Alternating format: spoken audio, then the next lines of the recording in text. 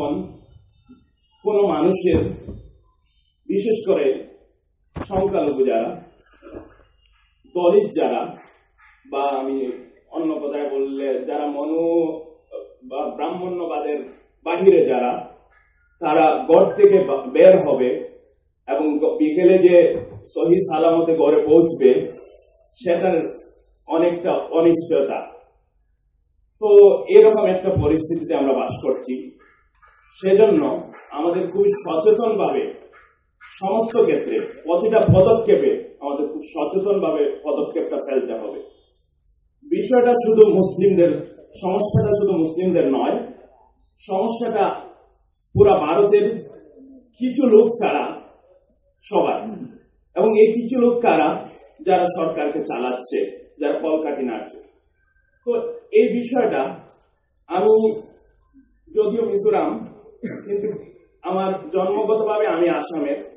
আপনারা জানেন আসামে বর্তমানে এনআরসি মানে কি, জাতীয় নাগরিক পঞ্জি। জাতীয় নাগরিক পঞ্জি ওটা হলো একটা প্রকৃত ভারতবর্ষের নাগরিককে চিহ্নিত করা। এবং আমরা জানি স্বাধীনতার পর থেকে ভারত যখন ভাগ হয়ে গিয়েছিল, তখন পাকিস্তান থেকে এবং পরবর্তীকালে বাংলাদেশ থেকে ভারতে অনেক লোক এসেছিল। তো এনআরসির উদ্দেশ্যটা হলো ভারতের যারা বিদেশি বলতে একটা নির্দিষ্ট দিন আছে, 1971 সালের 24শে মার্চ মধ্যরাত্রির পরে যারা এসেছে, আসামের ক্ষেত্রে সেটা বলছি, তারপরে যারা এসেছে তাদেরকে ডিটেকশন করে ফেরত পাঠানো হবে, মানে তাদেরকে বিদেশি ঘোষণা করা হবে। সবচেয়ে ভালো কথা, কোনো সমস্যা নেই। যারা বিদেশ থেকে এসেছে তারা আমাদের দেশে সুযোগ সুবিধা ভোগ করবে, সেটা কেউই চায় না। কিন্তু সমস্যাটা তখন হয় যখন একটা চক্রান্ত করে মানুষকে, যারা প্রকৃত অর্থে ভারতবাসী, তাদেরকে যখন চক্রান্ত করে একজন বিদেশি হিসাবে ঘোষণা করা হয়, সমস্যাটা হয় সেখানে। আবার কিছু ল বানিয়ে নিজের গায়ের জোর দেখিয়ে নিজের এই প্রভুত্বকে, নিজের রাজনৈতিক ক্ষমতাকে কাজে লাগিয়ে দেশ বিরোধী, সংবিধান বিরোধী কিছু নিয়ম বানিয়ে যদি কাউকে নাগরিকত্ব দেওয়া হয়, সেটা কোনোভাবেই মেনে নেওয়া যায় না। এবং সেটাই করা হচ্ছে। আমরা দেখেছি সিটিজেনশিপ অ্যামেন্ডমেন্ট বিল নামে একটা বিলকে পেশ করা হচ্ছে, যেখানে পার্সিক, হিন্দু, খ্রিস্টান, বৌদ্ধ, জৈন যারা পাকিস্তান বা বাংলাদেশ বা অন্যান্য দেশ থেকে ভারতে আসবে, তাদেরকে নাগরিকত্ব দেওয়া হবে, কিন্তু মুসলমানদেরকে নাগরিকত্ব দেওয়া হবে না। যারা সচেতন নাগরিক, যারা মানবতার কথা মাথায় রাখেন, হিন্দু হন বা মুসলিম হন বা যে কোনো জাতির ধর্মের হন, তাদের আবেগের কাছে, বিবেকের কাছে এটা প্রশ্ন হয়। আজকে দেখুন, যদি মানবতার প্রতি আমাদের সত্যি দরদ থাকে, মিয়ানমারে এত মানুষগুলোকে মারা হলো, ভারত তার দরজা খুলে, আমরা আমাদের দরজা খুলে দিতে পারিনি তাদের জন্য। তার মানে এখানে রাজনীতি করা হচ্ছে। শুধু তাই নয়, আমি কিছু একটা জিনিস আপনাদেরকে দেখাবো। এটা হলো ইন্ডিয়ান এক্সপ্রেসের একটা আর্টিকেল দিয়েছিল। এখানে আপনারা দেখতে পাচ্ছেন একজন বয়স্ক বৃদ্ধ, উনি একজন নন মুসলিম মানে হিন্দু ভদ্রলোক, ওনার বয়স 101 বছর। ওনাকে বিদেশির নামে একটা, আমাদের এখানে কি বলে ওটাকে, ডিটেনশন ক্যাম্পে ঢুকিয়ে দেওয়া হলো। এবং ডিটেনশন ক্যাম্পে যারা ঢুকে, আমার তারিক ভাই এসেছেন, উনি ডিটেনশন ক্যাম্প পরিদর্শন করেছেন, এবং উনি আপনাদেরকে, যদি ওনার সুযোগ হয়, আপনাদেরকে বলবেন যে উনি তো বলে গিয়েছেন। তো ডিটেনশন ক্যাম্প বিষয়টা বলেননি। ডিটেনশন ক্যাম্প মানে ওইখানে কোনো মানবাধিকার বলতে কিছু নেই, মানে পশুর অশ্বশালা বা গরুশালা যেরকম, ওই রকম অবস্থা। মানে মানুষের, একজন মানুষ হিসাবে বেঁচে থাকার যে মৌলিক অধিকার, সেগুলো তারা পায় না। তো যাই হোক, বিষয়টা এখানে আমাদের আসামে বা এনআরসি সংক্রান্ত এখন কিছুটা সমস্যা, যেমন আমি বলছিলাম যে একজন মানুষকে নিজের গায়ের বা শক্তির বল দেখিয়ে একজন ভারতীয় মানুষকে বিদেশি বানানোর চক্রান্ত চলছে একদিকে। অন্যদিকে আমরা সেটার বিরোধিতা করি। আমি সাফ করে বলে দিতে চাই, অনেক সময় আমাদের তারিক ভাই কয়েকদিন আগে একটা ফিল্ম বানিয়েছিলেন, তো আমাদেরকে এমন ভাবে মিডিয়া পেশ করা হয়েছিল, সমস্ত মিডিয়ায় একদম ফ্রন্ট পেজে দিয়েছে যে আমরা নাকি আসাম জ্বালাবার চক্রান্ত করছি। আমি স্পষ্টভাবে, যদি কোনো সাংবাদিক বাইরে এখানে থাকেন, নিশ্চয় থাকবেন, তাদেরকে বলে দিতে চাই, আমরা চাই এনআরসিটা হোক, আমরা চাই একটা সুস্থ সুশৃঙ্খল নাগরিক পুঞ্জি তৈরি করা হোক সমস্ত মানুষের জন্য। কিন্তু আসামের গভর্নমেন্ট কি চায়, আপনারা যদি যারা এনআরসির বিষয়টা নিয়ে কিছু লেখাপড়া করেন বা জ্ঞান রাখেন, তারা অনেক সময় অনেক অ্যাফিডেভিট ডালে আসাম গভর্নমেন্ট, সেন্ট্রাল গভর্নমেন্ট, তো তারা চায় এনআরসি প্রসেসটাকে পিছিয়ে দিতে। আমরা চাই না, আমরা চাই এনআরসিটা হোক, কিন্তু আসামের গভর্নমেন্ট বা সেন্ট্রাল গভর্নমেন্ট তারা চায় সেটাকে পিছিয়ে দিতে, এবং পিছিয়ে দেওয়ার কারণও আছে।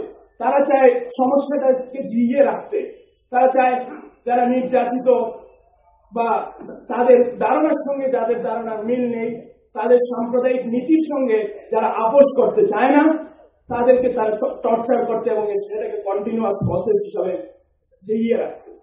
তো আমি বলতেছিলাম, আমি ইয়ে হিসাবে ঘটনাটা এসে গেল প্র্যাকটিস হিসাবে, তো আমরা চাই, আমি যা বলতে চাই, আমাদের সচেতন হতে হবে।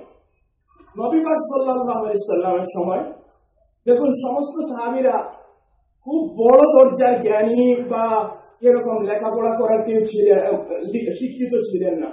কিছু সাহাবী ছিলেন যারা শিক্ষিত ছিলেন, কিন্তু এমন এক কওম তৈরি করেছিলেন যারা শিক্ষার বুনিয়াদ জানতে পেরেছিল, যারা যেখানেই গিয়েছিল, সে গ্রানাডা হোক, যেদিকে যায়, ভারতে হোক, ইউরোপে হোক, সমস্ত জায়গায় জ্ঞানের আলো তারাই দেখিয়ে দিয়েছিল। তো আমাদের সেই জ্ঞানের প্রতি বিশেষভাবে লক্ষ্য রাখতে হবে।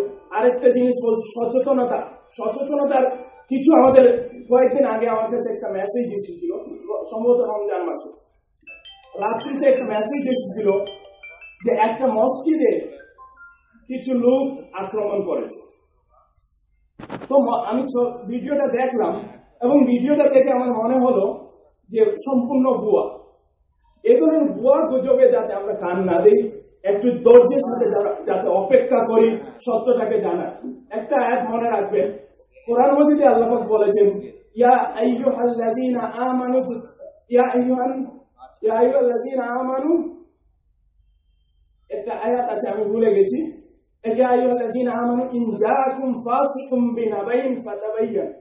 যদি কোনো ফাসিক ব্যক্তি বা মিথ্যাচারী ব্যক্তি, গুনাহগার ব্যক্তি, খারাপ ব্যক্তি যদি কোনো খবর তোমাদের কাছে নিয়ে আসে, তাহলে যাচাই না করে বিশ্বাস করো না, তাহলে পরে পস্তাতে হবে। তো সেজন্য যখন কোনো মেসেজ পাই, তখন ফরওয়ার্ড করার আগে আমরা যেন যাচাই করে নিই মেসেজটা সত্যি কি, আদতে কি সত্য। তো ইমোশনাল যাতে না হই, সেটার প্রতি খেয়াল রাখবেন।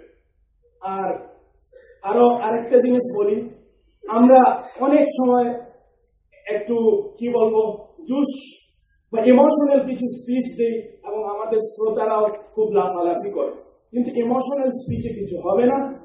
জেনে রাখবেন, আমরা হলাম নবী পাক সাল্লাল্লাহু আলাইহি সাল্লামের উম্মত এবং আল্লাহর বান্দা, এবং আমরা বিশ্বাস করি যা কিছু হয় সমস্ত কিছু আল্লাহর নির্ধারিত পথেই হয়।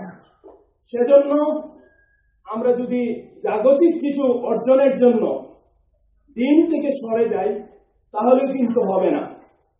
দিনকে আমরা ধরে রাখতে হবে, যত বিপদের মধ্যে থাকি না কেন, যত কর্মব্যস্ততার মধ্যেই থাকি না কেন, যে কোনো অকওয়ার্ড পজিশনে বা অবস্থানেই থাকি না কেন, আমরা যেন ইসলামের বেসিক জিনিস, যেমন নামাজ, তাকে কায়েম রাখতে হবে। অফ হয়ে গেছে, নামাজ পড়তে হবে, কথা করতে পারবো না, যদি বিশেষ দরকার না হয় তাহলে সময় মতো যেখানে থাকুন পড়ে নেবেন। আবার মেয়েদের ক্ষেত্রে পর্দা, এইসব বিষয়গুলো কোনো মতেই ভায়োলেট করা যাবে না। যদি আমরা দিনদারিটা সঙ্গে রেখে যদি কাজ করি ইনশাআল্লাহ সেটাতে বরকত থাকবে। এবং আমরা যেটা মৌলিক বিষয় বিশ্বাস করি যে আল্লাহ আমাদের কিছু চেঞ্জ করতে পারেন, কেননা এটাই আমরা বিশ্বাস করি যে আমাদের কিছু হবে না যদি পুরো দুনিয়াটাও চেষ্টা করে, কিছু হবে না যদি আল্লাহ না চান। আমাদের কোনো ভালো হবে না পুরো দুনিয়া চেষ্টা করলেও কিছু করতে পারবে না কোনো ভালো কাজ যদি আল্লাহ না চান। এবং কেউ খারাপ, সামান্যতম খারাপ কিছু করতে পারবে না আমাদের এগেইনস্টে যদি আল্লাহর ইচ্ছা না, আল্লাহর মর্জি না হয়। এগুলো যাতে বিশ্বাস রাখি এবং সে অনুযায়ী নিজের জীবনটাকে গড়ে তোলার চেষ্টা করি, নিজের আমলকে, ইয়াকিনকে, বিশ্বাসকে সহি করার চেষ্টা করি এবং সচেতন হিসাবে একজন নাগরিক হিসাবে দেশের সুনাগরিক হওয়ার চেষ্টা করি। এবং আরেকটা কথা আমি একটু 2 মিনিটের মধ্যে শেষ করে দিই।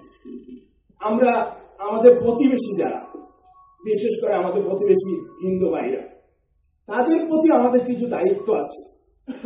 অনেক সময় অনেক হিন্দু ভাই বোনেরা আমাদেরকে প্রশ্ন করে ইসলামের বিষয়গুলো নিয়ে। আমি তাদেরকে খুবই আগ্রহান্বিত করি এবং খুবই ওয়েলকাম করি। অনেক সময় এমন প্রশ্ন করে যে মনে হয় খুবই খারাপ একটা ভাবে উপস্থাপন করেছে। আমরা যেন এগুলোকে যদি আপাত দৃষ্টিতে খারাপ প্রশ্ন মনে হয় তাহলে যেন খারাপ ভাবে না নেই, খুব সুন্দরভাবে যাতে তাকে বুঝি ইসলামের সমস্ত কিছু খুবই সুন্দর এবং সমস্ত কিছু যৌক্তিকতার উপর ভিত্তি।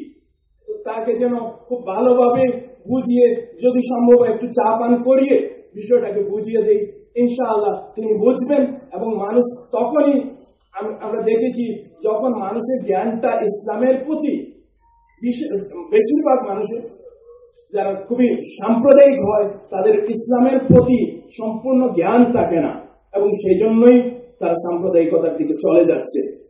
তো সেজন্য আমরা মানুষকে ইসলাম কি জিনিস সেটা ভালো করে বুঝিয়ে দিলে আমাদের হিন্দু মুসলমান তফাৎটাও অনেক ক্ষেত্রে অনেকটা কম হবে বলে মনে করি। আমার জন্য দোয়া করবেন এবং সবাইকে আমার অন্তরের অন্তঃস্থল থেকে ধন্যবাদ জানিয়ে আমার শুভকামনা রেখে আমার বক্তব্য এখানে শেষ করছি। আসসালামু আলাইকুম। শুকরিয়া জনাব